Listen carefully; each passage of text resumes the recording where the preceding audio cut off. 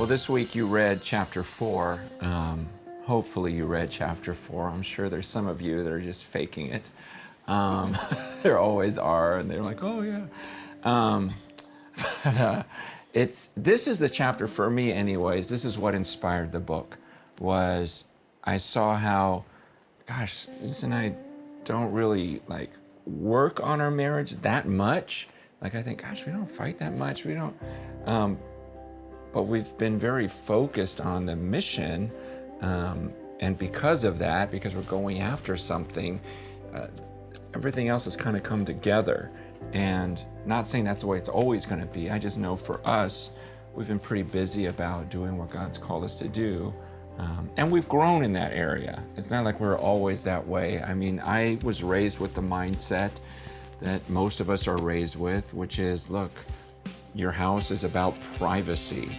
Don't let other people in your house. That's your little king. I mean, I don't see that anywhere in here, but that again is what everyone's going to teach you in the church, outside the church.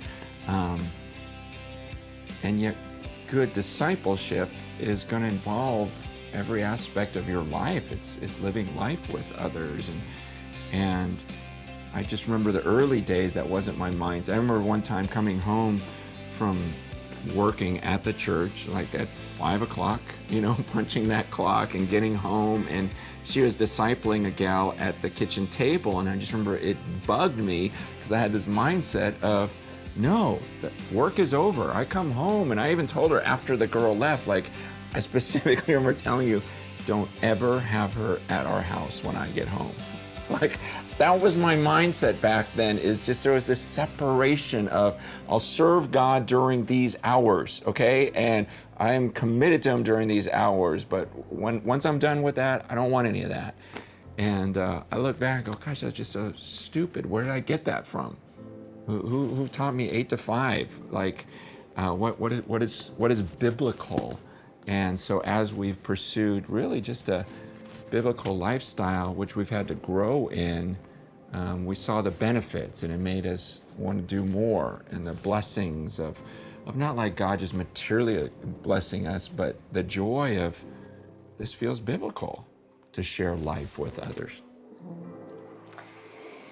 Yeah, I think I was plugging along fine in the beginning, very beginning of our marriage, starting the church. It was so exciting. We were just so involved in every part of church, doing Sunday school and worship and midweek and Sunday morning. And it was exciting. Then we had our first, then we go into our second child, and that's kind of when the brakes came on for me. Like, I really went through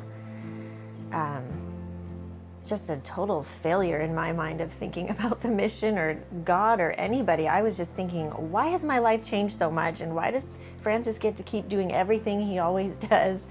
And I just felt so overwhelmed and so I was just having a pity party. And people are like, oh, you had the baby blues. And I'm like, no, I just really was in sin and really I was lacking joy. I was not, I just saw everything about how it was affecting me rather than, wow, look at what God has given us, and it's going to take some time and some effort to figure out how to do life and ministry. The more children you have, you start getting into a rhythm. Some of you ladies know, sometimes your first is your hardest, sometimes your second, sometimes your third and fourth, no.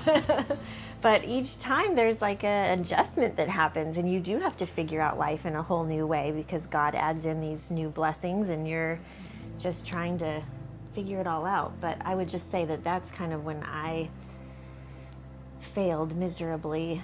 And it wasn't until I think I asked Francis late one night. We were some place where he was speaking, and I had both little kids and was feeling so tired and worn out. And I'm like, do you think I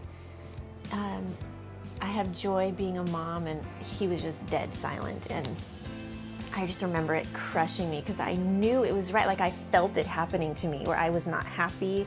I was just constantly feeling all these bitter feelings and thoughts about how life was not the way it was supposed to be in my mind.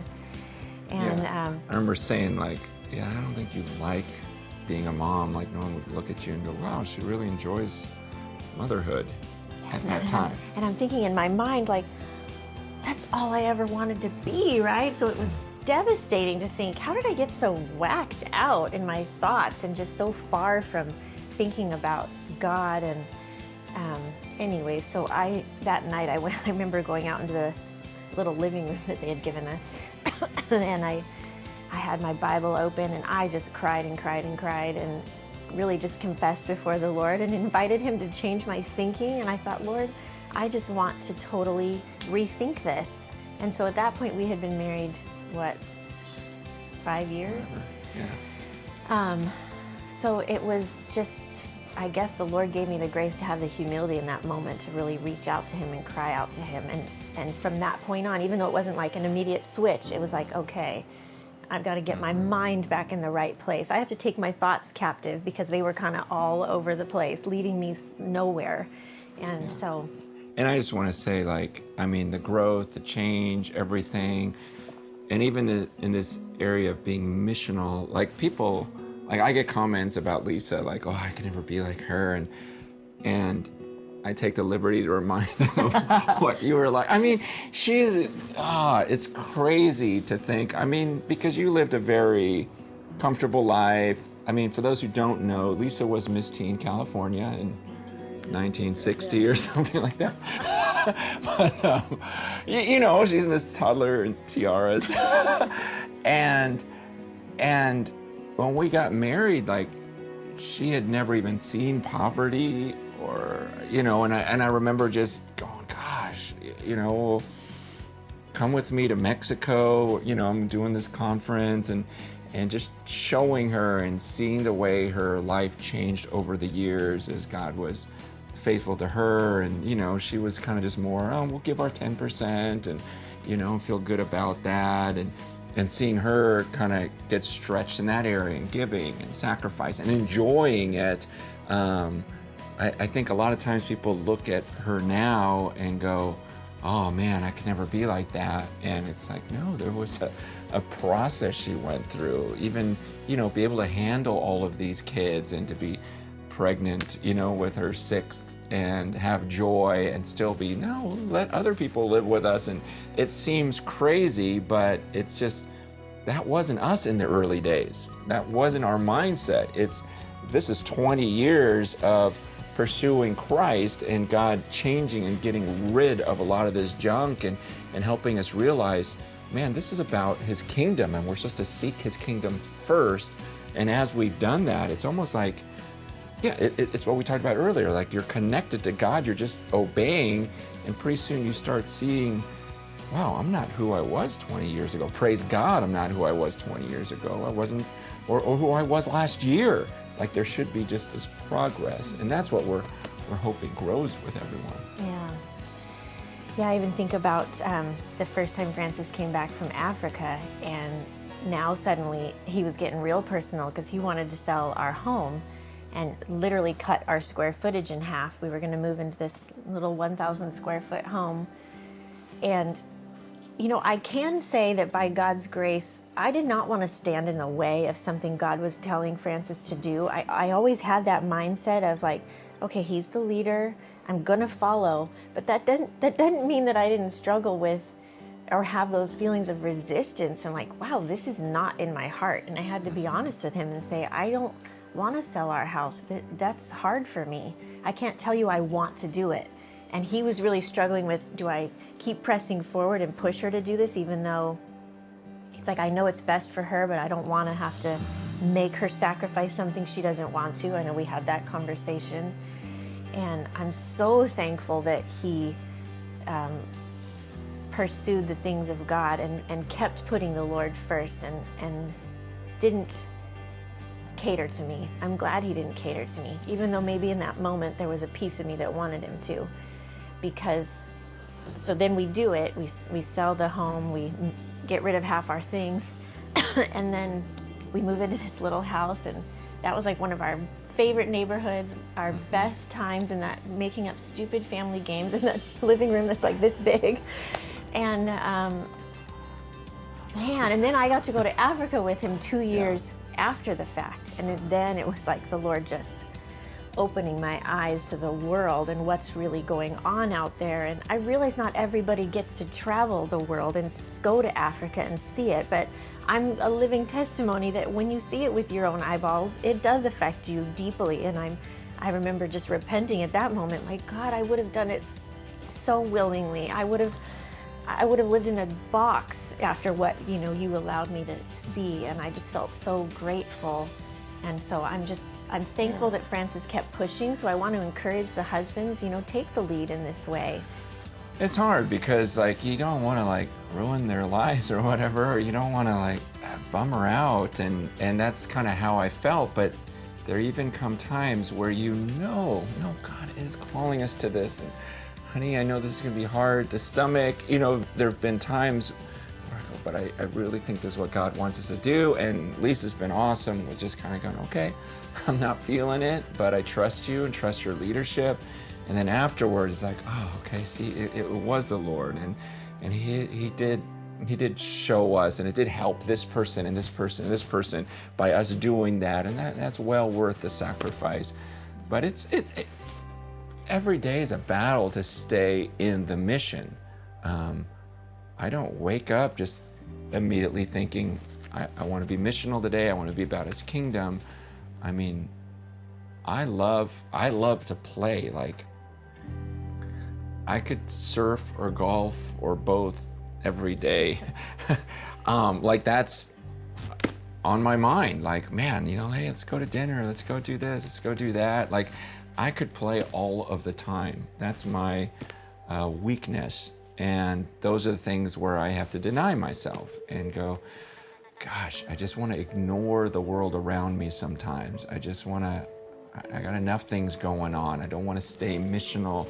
And that doesn't mean you don't take breaks ever. I'm just saying the natural desires in me tend to go towards entertainment and fun rather than the mission. And yet the times when I do deny myself and pursue what I know is more important and what is eternal, I always go to bed going, oh, I'm so glad I made that choice. I'm so glad I went that direction.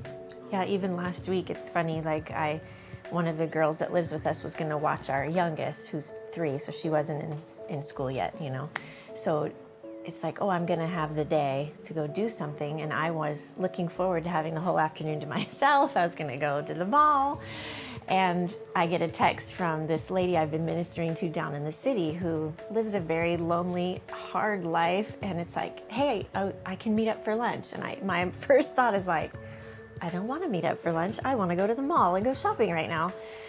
And it was like, okay, I can choose to be missional right now in this moment, or I can choose to be me-anal and go to the mall. And I said, yeah, let's go to lunch. And here we are, we're sitting through lunch, and she's crying and telling me these hardships and saying that she hasn't reached out to anybody, and in fact had deleted all these people out of her phone, but she kept mine, and she decided to call me that day. And I'm thinking, thank you, Lord, that I just said yes, and was just able to meet her need that day for friendship. And I don't know, it's just, you have to fight against it. The selfishness is going to be there, but then same thing, it's by the end of the night, I'm so thankful. It's who cares if I had gone to the mall that day? I was able to meet with this woman, and it's powerful. It's oh, I was used by God to encourage someone.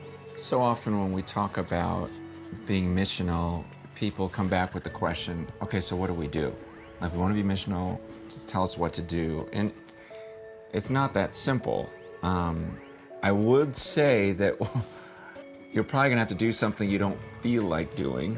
But it may be something so simple, even last Saturday night, we had a gathering at our house, and the guy that was leading just the prayer at our church, he says, let's walk around the neighborhood and just pray for our neighbors right here, just pray. And we were just it was at the end of the day, and so I was kind of approaching Lisa hey, because if you want to go, I'll stay home with the kids. And she's like, I don't want to go, but I will. So it was just all right, let's just both go. And that's so lame, again, it's and then once you're out there, it's God, what am I doing? Why do I not even want to pray? I just want to lay down. And end of a long day, I don't know what it may be, something as simple as that. why don't you just get up right now and walk around the block and just start praying as you're walking, and just developing and asking God to give you a heart for what's right there. I do think of Acts 1:8, not that it's necessarily prescriptive for all of us, but he says, you know what? You're going to be my witnesses in Jerusalem and Judea and Samaria and to the ends of the earth. And so there was something that happened right there, right in their neighborhood. And sometimes we're about, I'm going to go to Africa, I'm going to go to India. And it's like, well, why don't you start next door first? Why are we sending you halfway across the world if you can't even talk to the guy across the street? It's just taking a small step of faith, like he said, possibly and most likely in just your own neighborhood. You have extra food at night, you know that the old guy across the street is alone, bring him a plate of food. Do something that just shows that you're loving and thinking of others. I think that's the best way to start being on a mission. You're not thinking about yourself, you're thinking, who can I bless? Who could I serve? Who could I love today? Yeah, you guys need to decide like right now, like literally right now, to look at your spouse and go, no, we're gonna do something, because you're gonna get busy and you're gonna talk yourself out of this one, because the easiest thing to do is just nothing. Just go back to our routine, let's have a convicting Bible study, and then we'll go home and do nothing about it, which is lame. We've been doing that for years as a church, and it's just, you gotta make a decision and go, let's just commit to do this at this time, nothing's gonna get in the way, let's go, or let's just call it a day as far as our Bible saying, we'll just go home and do this right now when we get home. Because you put things off, we all put things off, and it just never gets done.